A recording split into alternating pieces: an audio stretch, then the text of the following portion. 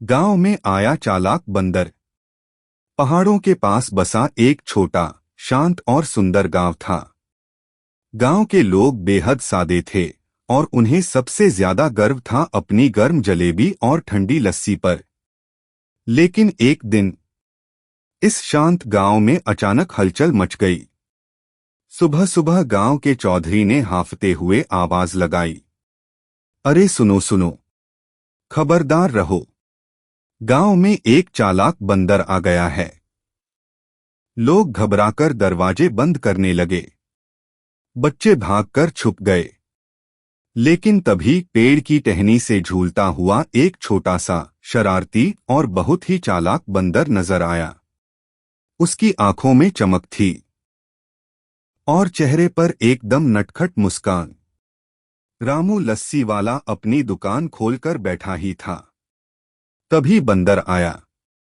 चुपके से, बिल्कुल बिना आवाज किए, उसने लस्सी का बड़ा गिलास उठाया, उछलकर ऊपर बैठा और छपाक पूरी लस्सी अपने सिर पर उड़ेल दी। रामू चीखकर बोला, अरे ओ नालायक, पीता तो सही। बंदर ने गर्दन हिलाई, जैसे कह रहा हो, स्टाइल में रहना भी जरूरी है। पूरा गांव हंस हंस कर लोटपोट हो गया। थोड़ी देर बाद बंदर पहुंच गया जलेबी की दुकान पर। गर्मागर्म जलेबियां निकाल रहा था।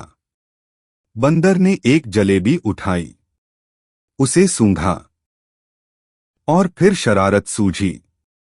वो पास बैठी बकरी के कान में जलेबी लटकाकर भाग गया। बकरी घबराकर में करती हुई पूरे बाजार में दौड़ पड़ी। सिर पकड़कर बोला, अरे ये खाने की चीज है, गहने मत बनाओ रे।